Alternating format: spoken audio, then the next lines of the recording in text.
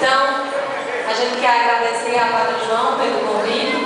Nós do Grupo Unidos em Cristo geralmente cantamos nas missas dominicais, nos domingos, e geralmente quando ele nos pede, a gente participa dos louvores nas comunidades vizinhas.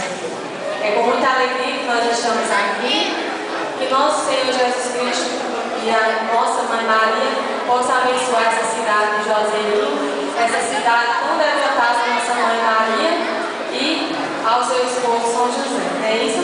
Por isso que nós temos como padroeiro dessa cidade São José. Então tem uma musiquinha do louvor que todas as vezes que nós vamos cantar, as crianças, os jovens gostam muito. Todas as vezes que nós vamos,